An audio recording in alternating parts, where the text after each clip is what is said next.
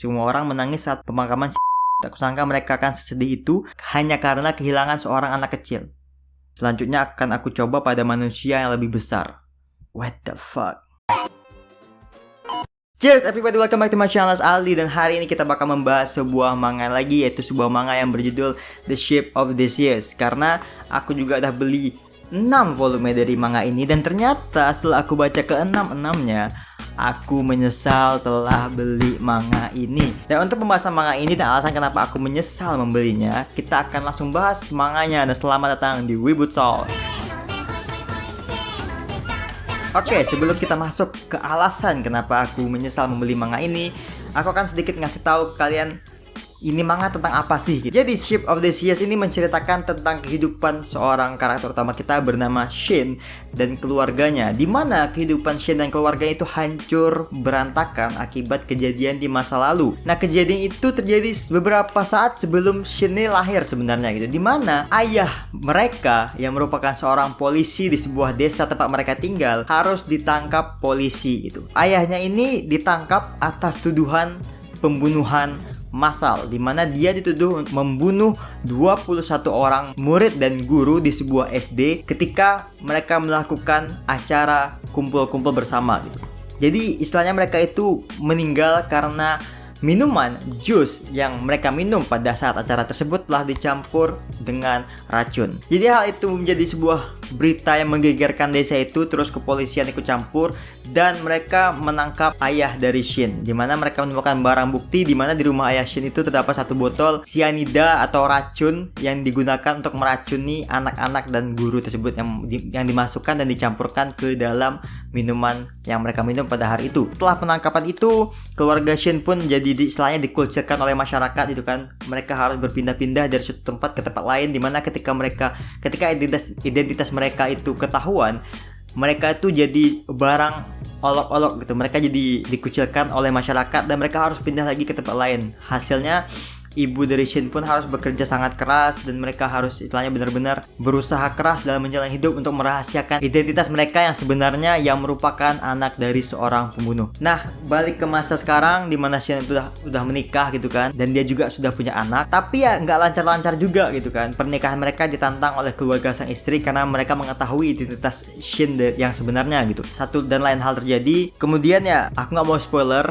Intinya banyak hal yang terjadi di masa sekarang yang membuat Shin merasa kayaknya aku harus kembali nih gitu. Karena istri Shin juga telah mengumpulkan semacam dokumen gitu yang berisi tentang runtutan kasus yang terjadi di desa Shin sebelum kejadian pembunuhan tersebut itu kan. Ternyata sebelum pembunuhan itu terjadi, ada banyak kasus lain yang terjadi, mulai dari orang hilang, pembunuhan, kecelakaan, dan lain-lain yang mungkin saja bisa berhubungan dengan kasus yang dilakukan oleh ayah Shin tadi. Jadi melihat data-data yang telah dikumpulkan istrinya, Shin tuh pun merasa, ini bener gak sih bapak aku yang bunuh gitu. Jadi dia kemudian memutuskan untuk kembali ke desanya untuk kemudian menyelidiki apa sih yang sebenarnya terjadi gitu. Nah, plot twistnya ketika dia kembali ke desa itu, ternyata dia tuh kayak ketika dia mulai masuk, dia dikerumuni oleh sebuah kayak kabut gitu.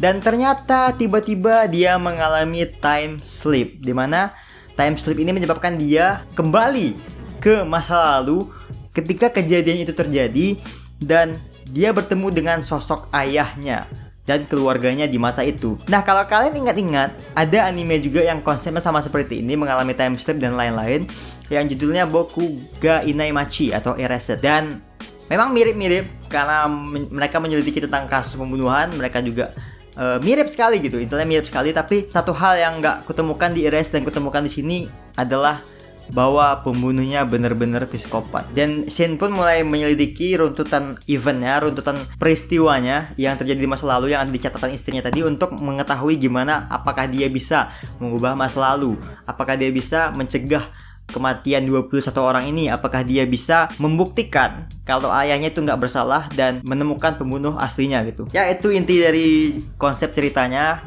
Oke, balik ke alasan kenapa aku nyesal beli manga ini. Hanya satu, manganya belum rilis full di Indonesia. Dan ketika aku cari online, tidak ada yang ngebikin fansubnya. Cuma 6 chapter cuy, gantung anjir. Dan Manga ini adalah manga psikologi dan ceritanya itu menurutku cukup kompleks karena melibatkan time sleep dan paradok waktu dan lain-lain istilahnya gitu kan. Jadi menurutku banyak hal yang bisa terjadi di manga ini gitu. Dan konsep judul manga ini, Ship of Theseus, itu diangkat dari sebuah teori filosofi Ship of Theseus, di mana dalam filosofinya itu diceritakan bahwa ada sebuah kapal bernama Theseus, di mana kapal ini telah melakukan perjalanan selama puluhan tahun, bertahun-tahun lah istilahnya gitu kan. Dan ketika ada bagian dari kapal yang rusak, maka akan diganti gitu. Misal decknya rusak diganti, layarnya rusak diganti, sampai satu waktu di mana semua bagian dari kapal itu telah diganti menjadi bagian baru. Dan muncul pertanyaan, apakah kapal ini masih kapal yang sama, kapal Theseus, atau kapal ini murni menjadi sebuah kapal baru? Itu pertanyaan yang diucapkan di awal dari komiknya, di mana manusia itu terdiri dari jutaan atau miliaran sel, dan setiap hari selnya ada yang mati dan diganti oleh sel baru. Apakah ketika semua sel di dalam tubuh kita diganti sama sel baru, apakah kita menjadi manusia yang baru atau kita tetap menjadi manusia yang sama? Itu adalah sebuah teori yang dilontarkan di awal komik ini, dan aku penasaran hubungannya sama ceritanya apa, tapi nggak bisa tahu karena manganya belum habis, 4 volume lagi belum rilis. Shit. Nah, hal yang aku suka dari manga ini, walaupun gambarannya menurutku itu simple, sederhana, dan nggak terlalu wah kayak Homunculus, kayak Blue Lock, kayak manga-manga psikologi lain. Tapi manga ini bisa menggambarkan kekripian atau hal yang menakutkan dari sudut pandang si pembunuh. Karena manga ini di beberapa chapternya itu diakhiri dengan kata-kata atau kalimat yang dilontarkan atau diketik oleh sang pembunuh sebenarnya gitu. Kayak, bentar, aku cari tahu ya. Dia kayak bentuk diary gitu, kayak buku harian gitu. 10 Januari, Selasa, cuaca cerah. Hasil otopsi keluar dalam 3 hari. Semua orang menangis saat pemakaman Shinatsu. Tak kusangka mereka akan sesedih itu hanya karena kehilangan seorang anak kecil. Untuk lain kali mungkin sebaiknya dosisnya kuperbanyak karena dia membutuhkan waktu yang cukup lama untuk mati. Selanjutnya akan aku coba pada manusia yang lebih besar. What the fuck? Sepertinya orang-orang mulai sedih karena kulihat ada bunga, dupa, kue, dan surat di sana. Lalu aku pun berdoa pada si yang telah mati. Jangan kembali ke sini ya. Dude, aku sudah membunuh si A. Si A muntah berkali-kali sambil berlinangan air mata dan hingus. Wajahnya terlihat kacau dan dia terlihat amat kesakitan sebelum akhirnya mati. Terakhir, aku mengencinginya hingga dia jadi kotor. Itu adalah mahakaryaku. Seandainya ada skop, aku ingin memotong lehernya seperti kelinci. Dan itu menurutku, ketika kau diperlihatkan sudut pandang dari seorang pembunuh dengan cara seperti itu rasanya tuh serius, itu creepy sih menurutku gitu. Walaupun memang aku nggak tahu kalau pembunuh asli memang mikirnya kayak gitu, tapi ketika aku baca kata-katanya itu menurutku sangat creepy. Dan si pembunuh juga meneror si Shin dengan gambaran-gambaran yang creepy. Bentar, aku tengokkan. Ini salah satu gambarnya. Ada satu anak dan satu anak lagi, di 2 anak. Dan ini adalah korbannya. Ini adalah korbannya kalau kalian tahu. 2 anak ini adalah korbannya. Dan dude, dan ntar ada lagi. Ini contoh gambar lainnya yang dibuat. Gak tahu bisa fokus atau enggak, mungkin kalian bisa lihat di sini. Dan ini, man, dude, gambarnya tuh kayak coret-coretan anak SD gitu, tapi creepy-nya. Dan itu yang menurutku sangat menarik dari manga ini, dan itu menurutku bisa membuat kita merasa anjir ini bahaya sih gitu.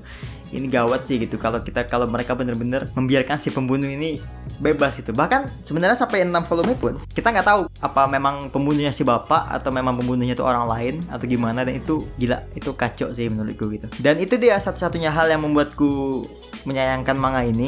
Belum tamat di Indonesia ya.